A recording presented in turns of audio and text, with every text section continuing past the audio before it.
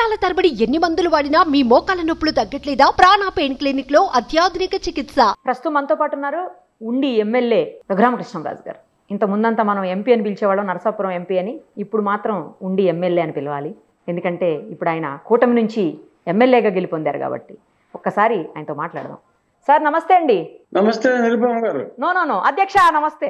ఎద్దులేని అధ్యక్షాలు ఇవన్నీ అప్పుడే ఇచ్చేది కూడా ఏమో బయట వినిపిస్తోంది అధ్యక్షుడు, ఇంకేముంది స్పీకర్ అయిపోతున్నారు రఘురామకృష్ణరాజు గారు అని. అవునా కాదా? బ్రదర్ అనుకోవడం తప్ప అభిమానం తనడమేనా మేమందరం?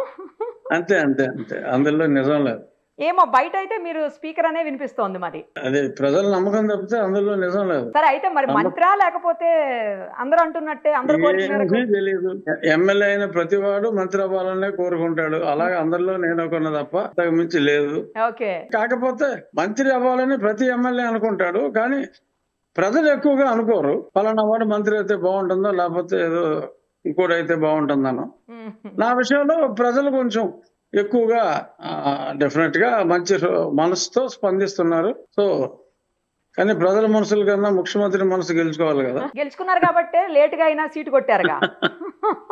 ఇప్పటి వరకు పార్లమెంట్ లో అడుగు పెట్టారు, ఇక నుంచి కొత్తగా అసెంబ్లీలోకి అడుగు పెట్టబోతున్నారు. ఎలా ఉంది ఈ ఫీలింగ్ మీకు? ఫీలింగ్ అంటే ప్రస్తుతానికి అయితే అసెంబ్లీలోకి అడుగు పెడుతున్నందుకు పెద్ద ఎక్సైట్మెంట్ అయితే ఏమీ లేదు. ఎందుకని? ఎందుకంటే కొత్తగా చట్టసభల్లోకి అడుగు పెడితే ఎక్సైట్మెంట్ ఉంటుందేమో. నాకు ఎక్సైట్మెంట్ ఆల్రెడీ అయింది కాబట్టి. అంటే అసెంబ్లీలో కొత్త కదా. అసెంబ్లీ నుంచి పార్లమెంట్ కి వెళ్తే ఎక్సైట్మెంట్ ఉండొచ్చు, కానీ డైరెక్ట్ గా పైకి వెళ్ళి పైనుంచి కిందకి వస్తే పెద్ద ఎక్సైట్మెంట్. పార్టీ ఇంత గ్రాండ్ విక్టరీని కాదు చెప్పాలంటే సునామీని, నిజంగా సునామీలో అందరూ కొట్టుకుపోయినటువంటి పరిస్థితి. ఎలా అనిపిస్తుంది మీకు? చాలా చాలా చాలా సంతోషంగా ఉంది. ఎందుకంటే ఇది నా 4 సంవత్సరాల కళ సాకారం అయింది. అందుకని ఐఎమ్ డెఫినెట్ గా వెరీ మచ్ థ్రిల్డ్. చాలా చాలా చాలా సంతోషంగా అనిపించింది. ఈ విక్టరీలో మీరు కూడా భాగస్వామి. అవునన్నా కాదన్నా అది నిజం. లాస్ట్ టైము వైసీపీలో ఉన్నారు, అప్పుడు కూడా విక్టరీ 151 సీట్లతో. మళ్ళీ ఇప్పుడు టీడీపీలోకి వచ్చారు, ఇప్పుడు మరో భారీ విజయం 164 సీట్లతో. రఘురామకృష్ణరాజు గారు ఎక్కడుంటే అక్కడ ఏదో ఒకటి సెన్సేషన్ క్రియేట్ అవుతూ ఉండాలా? అవుతుందా? మరి ఈ 2 ఉదాహరణలు చూస్తే అది నిజమేనా అనుకోవాలి. 2014లో కూడా నేను వైఎస్ఆర్ కాంగ్రెస్ పార్టీ నుంచి జగన్తో గొడవపడి బయటకు వచ్చా. అప్పుడు కూడా ఆ పార్టీ పోయింది. ఇప్పుడు మరోసారి గొడవపడి వచ్చినందుకే పోయిందంటారా? అని నేను అంటలా, అనుకోకుండా అలా జరుగుతున్నాయి. యాదృచ్ఛికాలే, అదే ఇవన్నీ యాదృచ్ఛికాలే. 3 సార్లు యాదృచ్ఛికాలే, కానీ ఏదో నా టైం బాగున్నట్టుంది, అలా జరిగింది.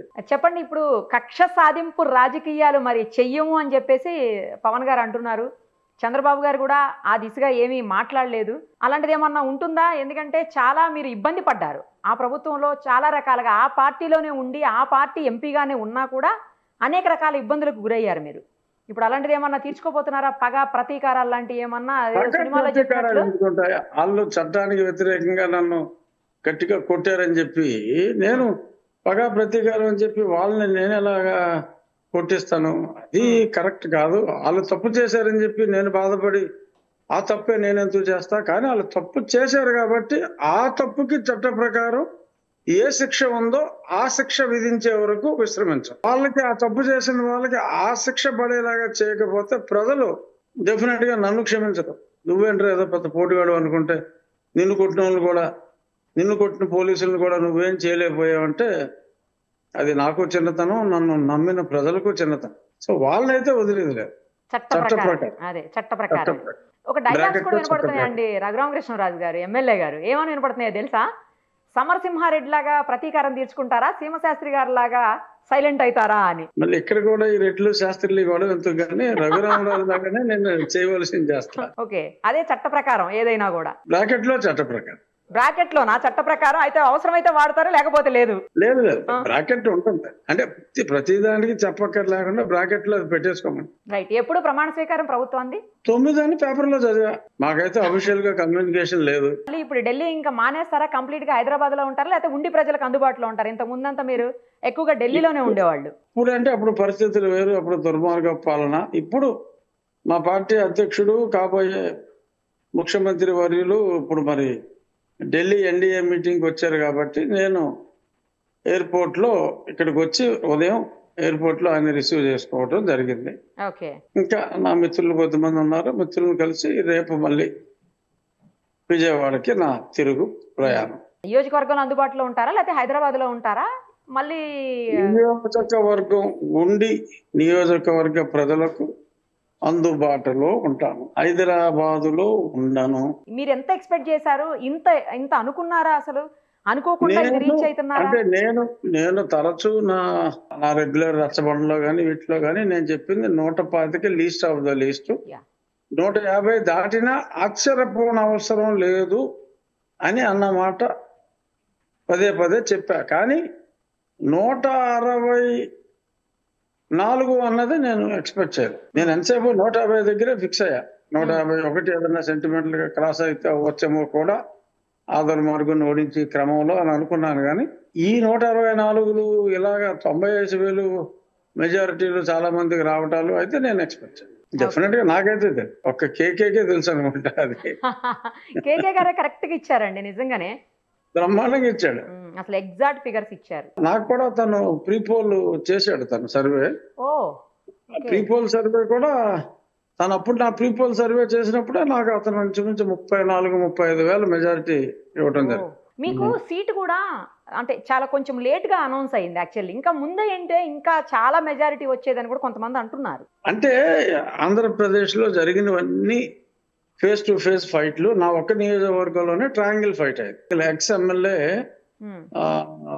తెలుగుదేశం పార్టీలో 2 సార్లు నెగ్గిన ఎమ్మెల్యే గత ఎలక్షన్ లో నా మీద తెలుగుదేశం తరఫున పోటీ చేసి ఓడిపోయిన ఎంపీ అభ్యర్థి ఎమ్మెల్యేగా ఇండిపెండెంట్ గా యువజన శ్రామిక రైతు కాంగ్రెస్ పార్టీ పరిపూర్ణ మద్దతుతో పోటీ చేయడం జరిగింది. సో అంచేత అతనికి కూడా 13,000 ఓట్లు వచ్చింది. అది మా పార్టీ ఓట్లు అయ్యి. బట్ స్టిల్ అదర్వైజ్ 70,000 క్రాస్ అయ్యాడు. మరి సైగ చేసి చెప్తున్నారు పరిపూర్ణ అని, ఏంటది? అవునవును, అంటే మాటల్లో కాకుండా చేతల్లో చెప్పారు. స్పెషల్ గా చెప్తున్నారు ఏంటి అని అర్థం కాలే. అంటే వైఎస్ఆర్ పార్టీకి ఇవ్వటం చెప్పక్కల్లా, ఏ పార్టీకి ఆ పార్టీ ఇవ్వటం చెప్పక్కల్లా. ఆ పార్టీ అభ్యర్థి ఉండగా ఇంకో పార్టీ అభ్యర్థికి ఇవ్వటం అనేది కొంచెం ఆఫ్ బీట్ కదా, అది దట్స్ నాట్ రొటీన్. ఎంపీగా వెళ్ళుంటే బాగుండేదేమో ఎమ్మెల్యేగా కాకుండా అని ఏమన్నా ఫీలింగ్ ఉందా మీకు? అట్లా ఏం లేదా? ఆ ఫీలింగ్ చాలా రోజులు ఉంది, కానీ ప్రస్తుతం పోయింది. ఎందుకంటే మీరు మొదటి నుంచి కూడా ఎంపీగానే ఎక్కువగా ఢిల్లీకి ఇక్కడికి అన్ని చూస్తూ తిరుగుతూ ఉండేవాళ్ళు కదా ఫస్ట్ నుంచి కూడా. అవును. ఇప్పుడు సడన్ గా మీరు ఉండికి అసెంబ్లీకే పరిమితం అయిపోవాల్సినటువంటి పరిస్థితి. ఇప్పుడు పెద్దగా అవసరం ఉండదు మీకు ఢిల్లీకి వెళ్ళేది. పెద్దగా ఏముండదు, డెఫినెట్ గా ఉండదు. అంటే రాష్ట్రానికి సంబంధించి కేంద్ర మంత్రులను కలవాల్సిన అవసరం డెఫినెట్ గా ఉంటుంది ఇక్కడ నిధులకి. ఎందుకంటే కేంద్రంలో మంత్రులు ఎవరున్నా కనీసం 50% నాకు క్లోజ్ గా నన్ను పేరు పెట్టి పిలిచేవాళ్ళు. నేను కూడా చివరిలో ఒక జీ అని యాడ్ చేసినా నేను కూడా చక్కగా పేరు పెట్టి పిలిచే వాళ్ళే ఉంటాను. Okay okay. అంచేత డెఫినెట్ గా నాకు నా ట్రిప్స్ ఉంటాయి డెఫినెట్. ఇప్పుడు కేంద్రంలో ఎన్డీఏ ప్రభుత్వ ఏర్పాటుకు కూడా చాలా కీలకమైనటువంటి పరిస్థితి ఇక్కడ టీడీపీ అలయన్స్ అనేది. సో ఎలా చూస్తారు దీన్ని, ఎలా ఫీల్ అవుతున్నారు దీనికి? ఏముంది, హ్యాపీ ఫీల్ అవుతున్నాం. డెఫినెట్ గా మన ఎంపీలు ప్రముఖ పాత్ర వహిస్తారు కాబట్టి, మా పార్టీ ప్రముఖ పాత్ర వహిస్తుంది కాబట్టి రాష్ట్రానికి ఎక్కువ మంచి జరిగే అవకాశం చాలా ఎక్కువగా ఉంటుంది. ఓకే. సో అది డెఫినెట్ గా మరి తెలుగు ప్రజల అదృష్టం. జగన్ గారికి ఫలితాలు ఆశ్చర్యం కలిగించాయని, ప్రజల పక్షాన నిలుస్తాం, మాకేమీ పోరాటాలు కొత్త కాదు అని చెప్పేసి ఆయన నిన్న ప్రెస్ మీట్లు అన్నారు. మీ స్పందన ఏంటి? ఏడుస్తూ అన్నాడు. ఒక్క మాటలో చెప్పాలంటే అది ఈ ఫలితం నిజంగానే అంతు చిక్కని ఫలితమా ఇది? అంటే 150 దాకా ఎక్స్పెక్ట్ చేసాం. ఆ పై 15కి మరి జగన్ అంత ఫీల్ అవ్వక్కర్లే. ఎందుకంటే అతను ఎంతసేపు అతను ఒక అబద్ధాన్ని పేపర్లో రాయించుకుని పొద్దున్నే ఆ పేపర్ చదువుకుని అదే నిజం అనుకుని భ్రమలో ఉన్నాడు. నేను ఒకసారి చెప్పా కూడా రచ్చబండలో, అరే సాక్షి పేపర్ చదవడం మానేరా బాబు నువ్వు, నీకు అన్ని నిజాలు తెలుస్తాయి. ఆ సాక్షి పేపర్లో అబద్ధాలు రాసి అది చదువుకుని అదే నిజం అనుకున్నాడు పాపం. కానీ మరీ కనీసం ప్రతిపక్ష పార్టీ హోదా కూడా దక్కనంత స్థాయికి పడిపోతుంది వైసీపీ అని ఎప్పుడన్నా ఎక్స్పెక్ట్ చేశారు?